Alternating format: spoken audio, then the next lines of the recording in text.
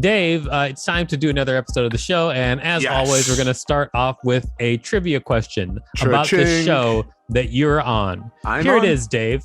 Yes, you're on the show. Dave, how many episodes have we released so far? Now, we did ask you this question once before and you got it wrong. I'm going to give you a hint, though, Dave. This is a big hint. We recently had a big celebration because we had a special episode. So if you count up from that special episode, that's your hint. Okay, so starting with your birthday episode, it would be 109. Wow, that's pretty close. It is 112. We have 112 episodes. And the funny thing is, when we were doing this question, I actually didn't know the answer off the top of my head that it was 112, and I counted up from there, and I thought it was 109 too. So we're even on this one, Dave. We are even then. I know I make these questions specifically to make you look stupid, but I'm jumping in with you. All right, we're even on this. Everybody, check us out at Six Unseemly on all social media and at unseemlyquestions.com.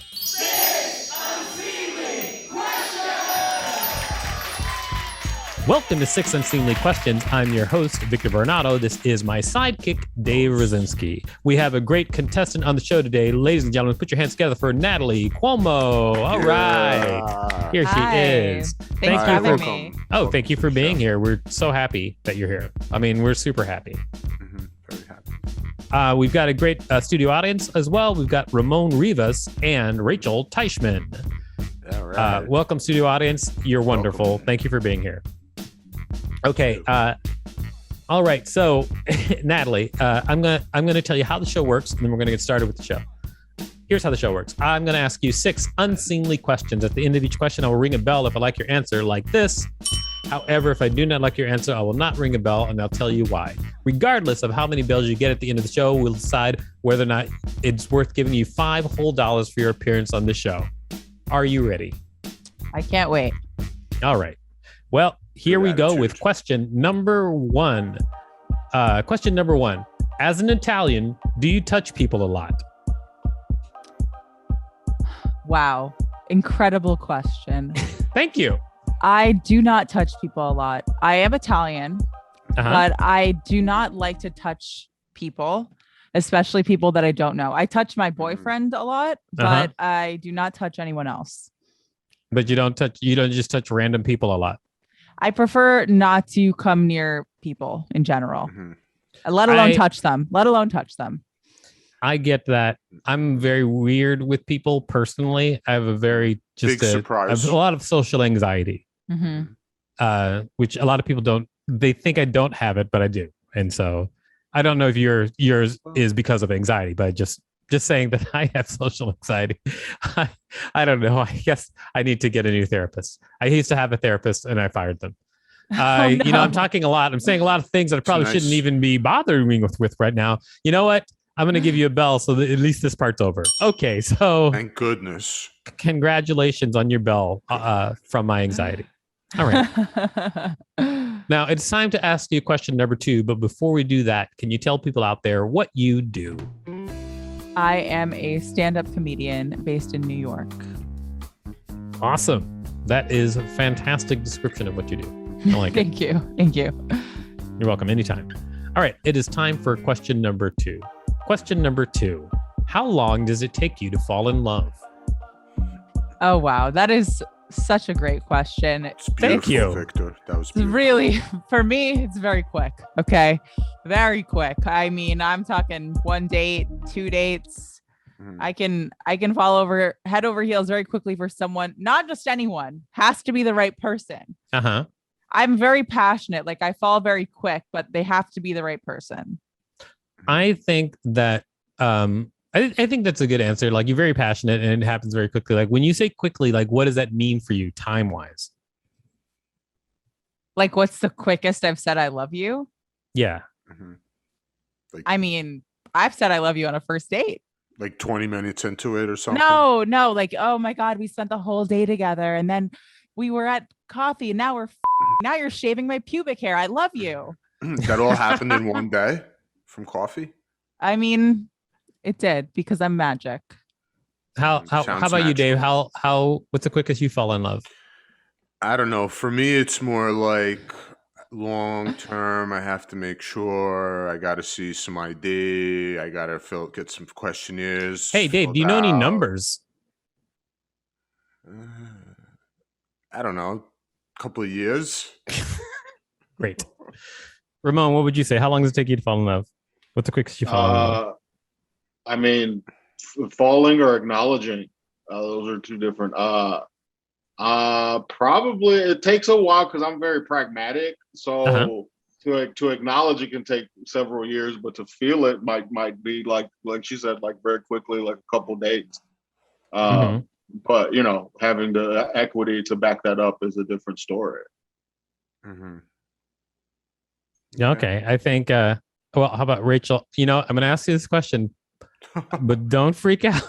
Do you want me to not ask you? Tell me. You tell me. It's okay. You can ask. Okay. Okay. How long does it take you to fall in love? What's quick as you fall in love? It can take me like a couple months, but then it might take me a little bit longer than that to actually like admit it, because I'll go into denial about it, because I'll be like, I think I'm in love, and then I'll just push that thought out of my mind because I have trust issues, and then like a little bit later I'll be like, yeah, I love this person, it's okay. Oh, okay.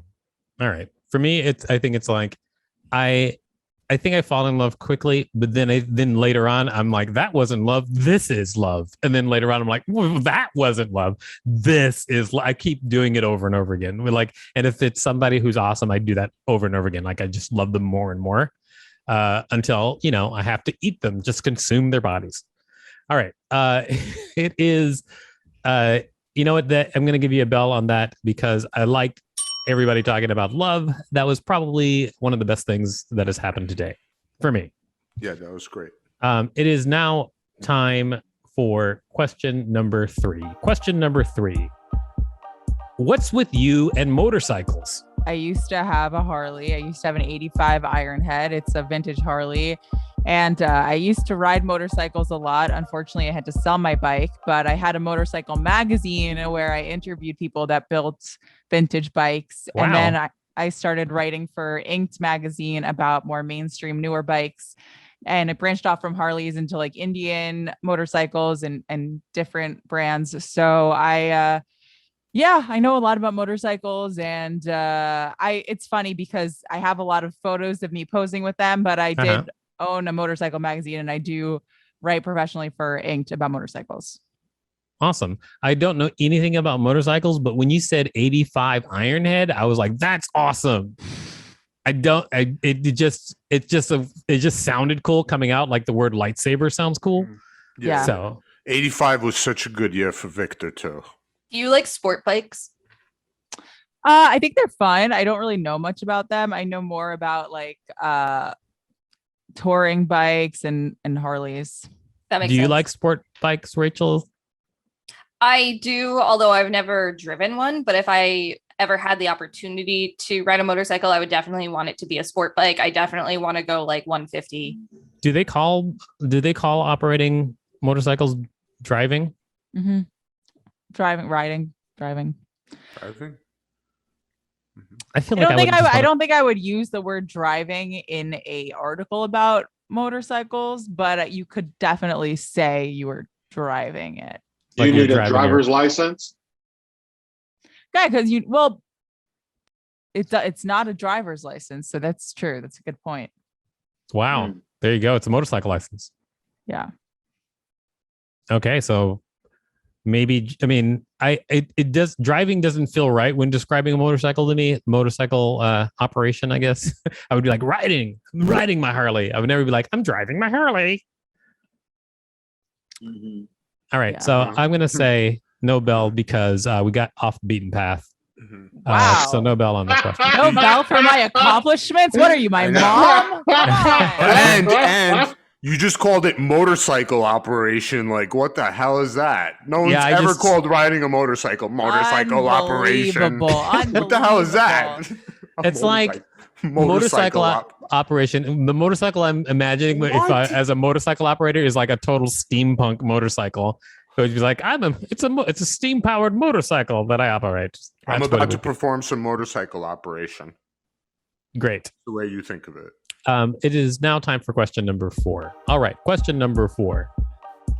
How would you survive a ninja attack? I would probably hide behind my boyfriend. Oh, yeah? Is your boyfriend capable of, I guess, shielding you from a ninja attack? I hope so. So you don't have any, you have no idea whether or not that would work. I have accepted that I am physically extremely weak, and I am not going to try and fight a ninja. Maybe I'll hide behind a person, but behind like under a bed, but I feel like they'd find me. I'd rather hide behind someone that would protect me. Right. I'm not going to win against a ninja. I do have pepper spray, but I don't think that would be good enough. I don't think I have enough. I'm not strong enough to fight a ninja. Let me ask you something. But that's not the requirement. I'm sorry, Dave. I just want to respond to her really quickly. So that's not part of the requirement. I just want you to survive the ninja attack. So if you hid behind your boyfriend, if your boyfriend is not capable of defending you from a ninja, then you're not going to survive the attack. I wouldn't date someone if they weren't capable of defending me from a ninja. Okay, I didn't know that information. I'm sorry, and I'm sorry you're upset about it. I didn't mean to make you furious, but I didn't know that you wouldn't date somebody who couldn't defend you from a ninja attack. I didn't know that part. Yeah, it's kind of one of the first questions I'll ask on a first date. It was on my Hinge profile. Can you survive a ninja attack? It's an honest question. I'm sorry, Dave. What were you trying to ask earlier? Oh, I was going to say you're in your dojo now, right? Oh my gosh. What? Yeah, it's your ninja boyfriend is in your dojo now. It's a thing he does, which is not help with a conversation at all. It's ironic. I'm performing tonight at a place called the Dojo of Comedy. So full circle. There you go. Full circle. Thank you for making it full circle. Here you go. You get a bell on that. Wow. You got to promote your show when people get to listen to this in 3 weeks. I mean, this is the first time. This is the first time someone has done the full circle thing. So yeah. So we like shapes on the show. It was a matter of time. It is now time for question number 5. Question number 5. What's your favorite thing to complain about? Ugh, everything. I love to complain. I love it. I love complaining about being tired. I think that's my favorite, and being hungry. Mostly being tired. I think that's my favorite. You like to complain about being tired and being hungry. Mm-hmm. Do you have a special way to complain for being tired? Like, do you have a catchphrase? Oh, I'm so tired. Yeah, I'm tired. I'm exhausted. Oh my God, I'm so exhausted. I haven't slept. I don't get any sleep. You just elongate the vowels, elongate and emphasize the vowels when you're like, oh, I'm so tired. Mm-hmm. I mean, I guess that like, it's not unexpected that that's how you would complain about being tired, but it's also not like, it doesn't seem like anything like very special about the way you complain about being tired. It seems like pretty much rote for like what most people do, like how they do it. You know what? Sometimes as comedians, we have to aim for being relatable, and it's one of the ways that we find our way into the mainstream. Okay. No bell on that question because you preached to me. So, no thanks. How does it feel to be treated like a woman? Oh, you got mansplained. Well, I'm sorry. I'll tell you how it feels. He knows. So far, not too good. Victor, that's not nice. What? I think I was agreeing with her. All right. It is time for question number 6. Question number 6, Natalie. Here we go. Question number 6. What's the most property damage you've ever caused? Oh my God, this is actually a ridiculous story. A couple weeks ago, I'm driving, and it's my mom's old car, so it's not that big of a deal. But I'm driving, and this girl accidentally sent me a text about me that was for someone else. Okay. Uh-huh. It was an ugly photo of myself that she meant to send to someone. It was insane. It was crazy. I mean, it was wild because we're acquaintances, and you don't send an acquaintance an ugly photo of themselves. Like, you don't. And then she followed it with like paragraphs, like trying to justify. So it was like clearly a mistake. So I'm driving. I'm in a little bit of traffic, and I look at my phone and I see this girl accidentally sent me an ugly photo of myself that she meant to talk shit about me to send to someone else. I was so shocked that I rear-ended the car in front of me. And terrible. That's great. That's the most recent property damage that I have, whatever the verb would be. All right. You know what? I think that deserves a bell. Hell yeah. It was a great story. All right. Well, that is so funny that it just a picture was intercepted of you of them making fun of you. And a while. It was I don't know who. I guess she was thinking, oh, Natalie, so she typed Natalie, and instead, that makes sense. I mean, stupid, just a stupid. What did she say to justify it after? She said, "Oh my God, you're so beautiful, but this is a terrible photo of you." That I was sending to everybody to make fun of you with. Out of nowhere, like we hadn't talked in super long. Like, it was insane. My friends do that to me, but they do it openly. Like, they think it's hysterical. No, I mean, if you're doing it openly and that's your friendship, like, I get we're comedians, we bust each other's balls, but like, this is not the relationship I have with this person. It was very clearly like talking shit. Do you think she'll listen to this episode? Hope so. Rachel, do you think Natalie's not afraid? Yeah, let her listen. What, Dave? I just asked, who do you think is going to listen to this episode? Rachel. Is it going to be you? Are you going to listen to this episode? Maybe.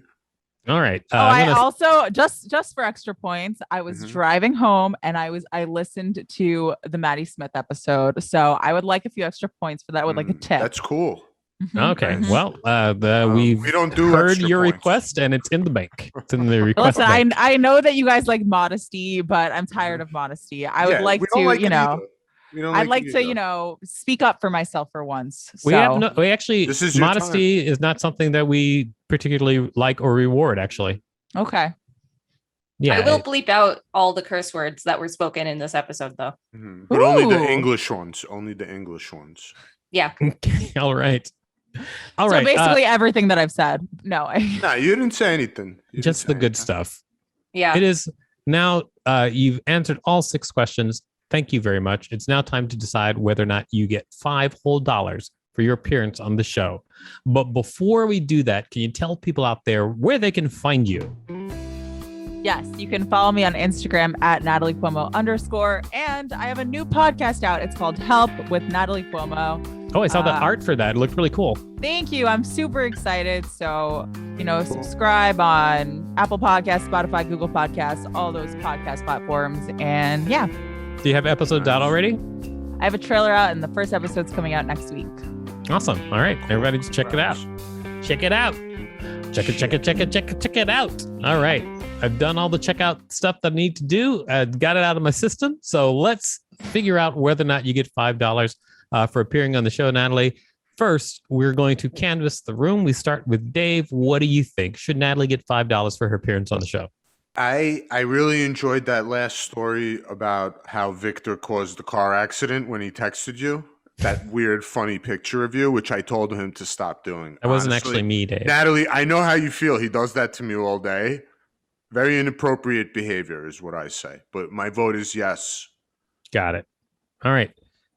Ramon, what do you think? Should Natalie get $5 for her appearance on the show? Yes, so she can pay for that dude's bumper she hit. Oh, yeah? I think that probably is already resolved. I mean, maybe. I don't know. That would probably just chip in on it. I think that just for the joy that story brought, she gets that 5. Yep. All right. Throw in like $5. So I feel like Ramon and Dave are doing the same thing. You just both giving me nonsense. What? How dare you? Rachel, what do you think? Should Natalie get $5 for her appearance on the show? Yeah, that last story she told regarding the text and the rear ending, that is a big fat rip. And big fat rip. Yeah, it's big fat rip. Oh Enormous. man, I hate that you talk like that. I hate it. Is that ageism? Are you being ageist? Yeah. Probably, maybe. I would love to be like, you kids, get off my lawn. I want to be that guy. That's what I always say. Victor doesn't understand your Gen Z. I want to be like, you kids. I'm not a get Gen off Z. my lawn. Whatever you are, Gen 1 or 2. What are they going to go to after? I don't care. Sorry. Gen AA. I'm sorry for my anger at your, I don't know, what do you call that type of speaking, but whatever it is. Please go on. Anyway, in addition to it being a big fat rip, it's an enormous.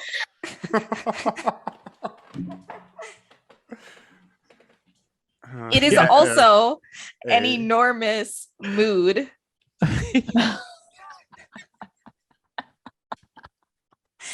And if you give her the $5, that would be super fetch. So yes, give her $5. Nice touch at the end. Okay. Victor saw that movie, Fletch. He knows what you're talking about. Why are you here, Dave? Okay, Natalie. We got a lot of great information from the room. What do you think, Natalie? Should you get $5 for your appearance on the show? I believe yes. I think I should get $5. You know what? I agree. You get $5 for your appearance on the show. Great job, Natalie. Oh, congratulations. Wow, that's a good day. Oh, my How dog did is you do celebrating. it? He's Oh, your celebrating. dog popped up. Wow. He's celebrating. Wow, Rory, we did it. I'm going to buy right. you a bone. I think it's only thing that we need to do is wrap up the show. Dave, can you tell me what you learned from this week's show? Oh man, we learned so much today. It was a very heartfelt, feel-good episode of 6unseemlyquestions.com. Yeah. Thank you, Natalie. Thank All right. you. That was probably one of the most positive sign-offs you've ever done, Dave. You're welcome. Thanks. Okay, you can check us out at unseemlyquestions.com and 6unseemly on all social media. Bye-bye. Starbane's Audio, a podcast network.